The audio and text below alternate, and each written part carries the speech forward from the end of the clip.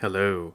In the Crown of Aragon, 639 years ago, it was March 16th, 1387. My name is Jonathan Seyfried.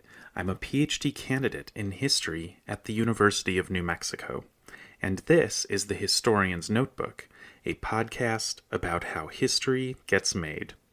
Season 1 is titled Molt Cara Companiona. We're looking at a document from each day of the first year of the reign of King Joan I of Aragon and Queen Violant de Bar. Let's begin today's document.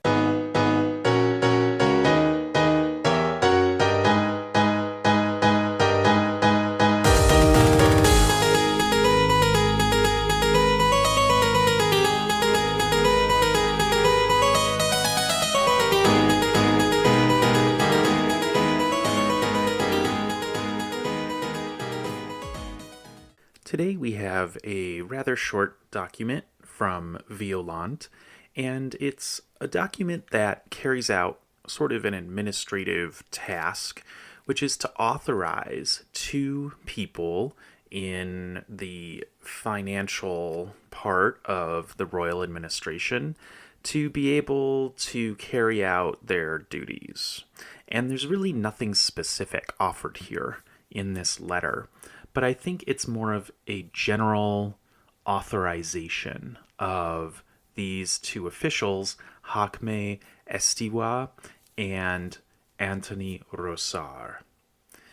The letter that we're looking at today is in the secret seal register, and it's a little surprising to see it placed in there because it is not exactly looking like something all that private at all. It looks like something that really would belong in the Commune register or the Curia register. It just doesn't seem to be like, for any reason requiring the secret seal, other than maybe giving these officials a little bit more of a serious official level to their commission here. The letter basically says we've got these two officials that have to do with the financial administration of the kingdom, and if you are reading this letter, it means you need to give them all of the credential, all of the credence that is accorded to somebody who has been authorized to speak on the Queen's behalf. So it's pretty straightforward. And I think this is also an opportunity to do an interesting comparison to when Violant had given the credentials for Lucino Scarampi to go to Avignon to negotiate the marriage of her daughter, Yolanda of Aragon, because this also has a note on the bottom left that indicates the letters had no addressee. So here again we see the phrase sine suprascriptionibus, without any subscription, without any writing on the front of the letter. So remember that the outgoing letter, and this is the copy of it that we have here in the Chancery Register, the actual outgoing letter would be folded, and then on the blank side that would be visible after the folding, that's where the addressee's name would be written. Now here, the phrase at the bottom that ends with sine suprascriptionibus, it begins with item aliae and then the Roman numeral 3, and then a word that is a little perplexing because it looks almost exactly like the abbreviation for lettre, L-R-E, with a swirly line of a macron. That's what you usually see when you see the abbreviation for lettre or litere. But then prior to that word, we've got what looks like an S. And I wonder if this is a way of actually creating the plural, but it is so weird to try to figure out what is happening with this word. Maybe it's a different word than just literas for the plural of letters, but I mean the next word is fuerunt, which is the plural for were sent out. So were. So fuerunt is the past tense for ser or s. Oh my gosh, it's so bad. I'm forgetting the infinitive Latin for the verb to be. Oh, am I just embarrassing myself with all of this Latin? Oh my gosh. Well, we're just about giving it our best try here on the Historian's Notebook. All right, so what we have in the letter itself that is basically being sent out just for anybody to look at. Why do you need 4 of them? Why do you need 4? Or, I'm sorry, why do you need 3? Why, when there's 2 people mentioned? That's an interesting question. I don't quite understand why, with only 2 people referred to in the letter itself, why you would need to have 3 copies in case they lose one. I don't know, but that is a question that just popped into my head as I was recording right now. So the people are given titles in this letter. Hac me estiva is the Procurador General Noster en aquae regne. So he's the Procurator General, our Procurator, our General Procurator in this realm.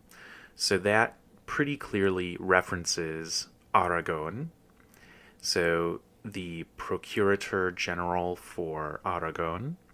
And then Anthony Rosar is Nostra Tresoreria, our treasurer. So these are pretty high up officials, and interestingly, it seems like there might be more than one treasurer, because I think I've seen someone else's name listed as treasurer, but maybe they were just changing their roles around in the early days of the realm. But I'm pretty sure you only really get to have one treasurer. Otherwise, you might get your books confused. And then in the third, well, let's start from the end of the second line, but really in the third line, we have the kinds of business that they're going to be involved in.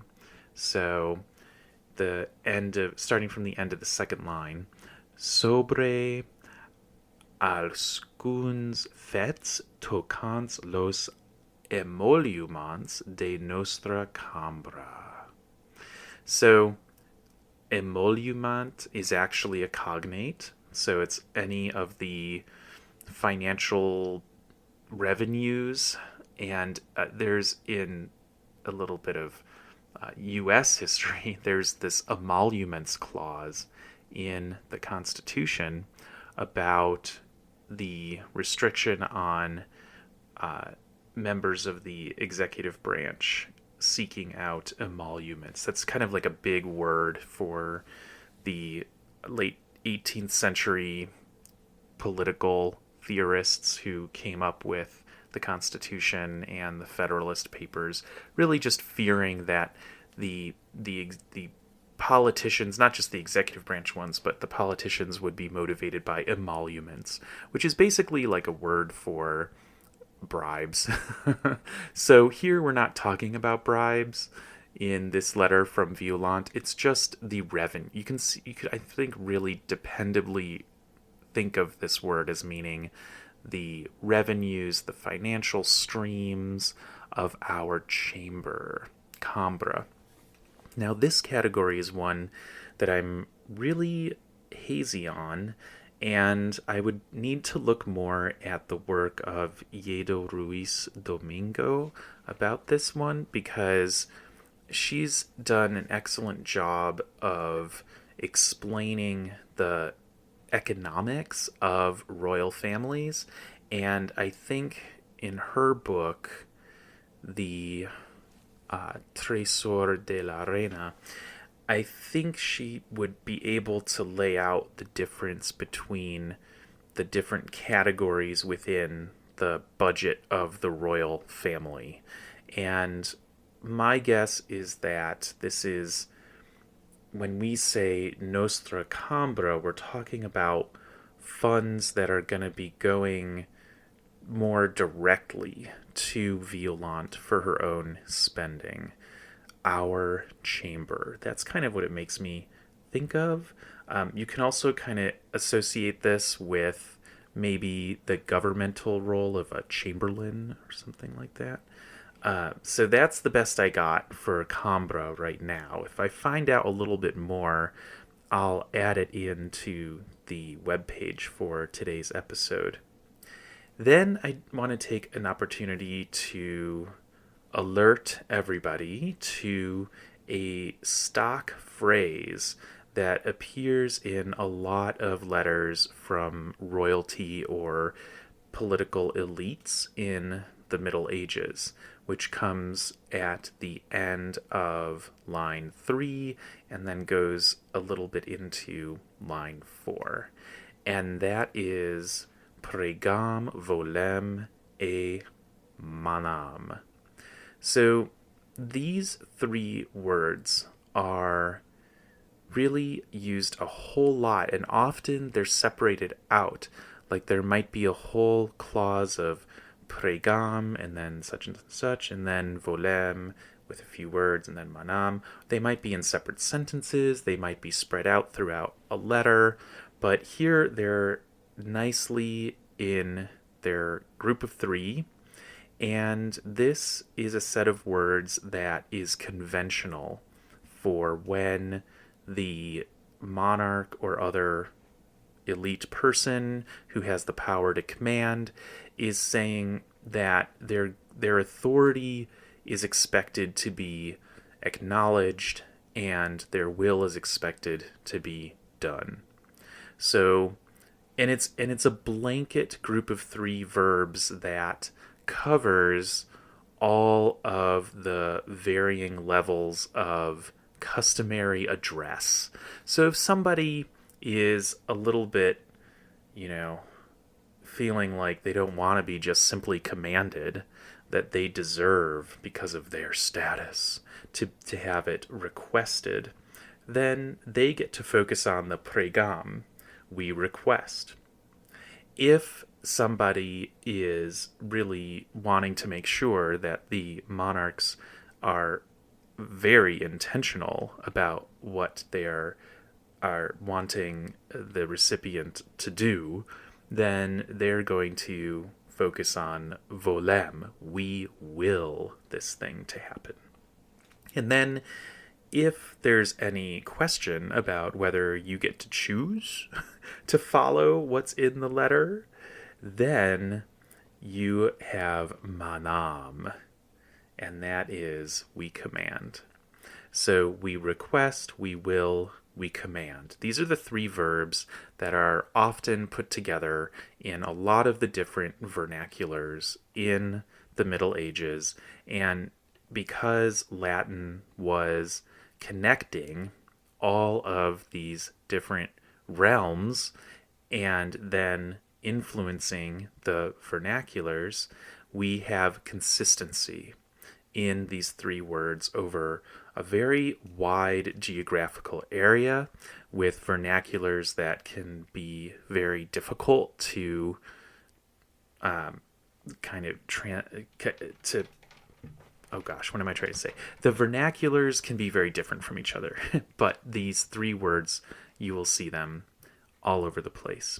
I'm also getting better at the understanding I'm building about some of the apparatus around the letter that we see all the time. So after the year, 1387 in Roman numerals at the very end of the letter.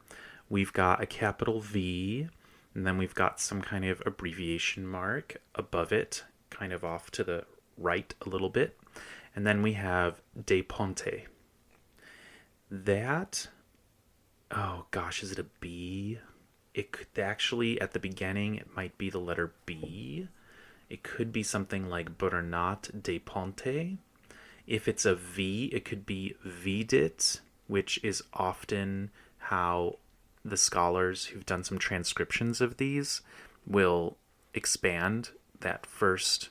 And if it's a V, they'll expand it Vidit, so saying something like, it was seen by, and then the person. And then De Ponte is a name. So there's somebody else that's involved, and I'm trying to figure out what their role is and how they relate to the scribe who is taking credit in the probata. In this case, shadow, okay. In this case, we have Bartolomeo Sirvent, and that is Violant's primary scribe, Bartolomeo Sirvent, and his name is the first thing that appears in the probata. So who is De Ponte? Sometimes in this space, right after the year, we actually have La Reina, or for Joan, we have Rex Johannes. We also have people that have been identified as like the vice chancellor. And so we've got names there, and sometimes there's nothing.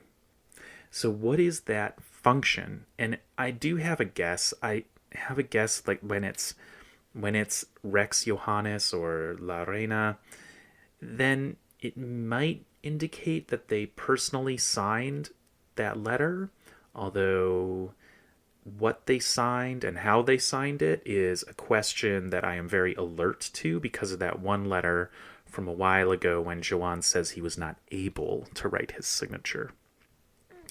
So I'm still trying to figure out exactly what that indicates when we have a name following the year in the very last part of the letter itself. And then in the probata, we've got something very long, and it's a little bit difficult to figure out all the abbreviations. There is some recognizable stuff to me. And so we start out with Bartolomeo Sirvent, then we have the abbreviation for mandavit, commanded by, and then we have Domine Regina. And it's interesting because it doesn't seem to have the A that's usually after Regina. That's the first line. That is all readable to me. The second line, I don't know what's being abbreviated there. I know, Shadow, it's frustrating. We don't know what it is. But it could be some sort of like fuerunt. Looks like an F. And then we have per. And then we have regentis, I think, or regenter. And then the abbreviation that comes next with that capital T is for treasurer. Now, I can't quite figure out exactly what form of the word treasurer is being used here. Trace servorem, I don't know. It looks like there's the abbreviation for the SER for sure. Might be a V in there. The last word is definitely eius dem. And then the third line begins with something that I really don't know. An abbreviation there. Maybe something like Esser est. And then we have a fuit. And then we've got a TA or a CA. And then we've got in and then hoc. And then we've got something that begins with F, maybe fuerunt again. So all of that put together, something that has to do with, well, maybe this was also in the treasury records is what this might be saying. But that's the best I got for right now. Thank you for listening to this episode of The Historian's Notebook, Season 1, Molt cara compagnona. If you are leaving with more questions than you arrived with, I have done my job, because the motto of the historian's notebook is dissatisfaction guaranteed. You'll definitely feel that if you are looking for good information about Latin. Maybe less dissatisfaction as the year goes on. Hopefully. Visit the website to see an image of today's document and additional show notes. And listen again tomorrow to hear about the next day in the first year of the reign of King Joan I of Aragon and Queen Violant de Bar. In the meantime, take care.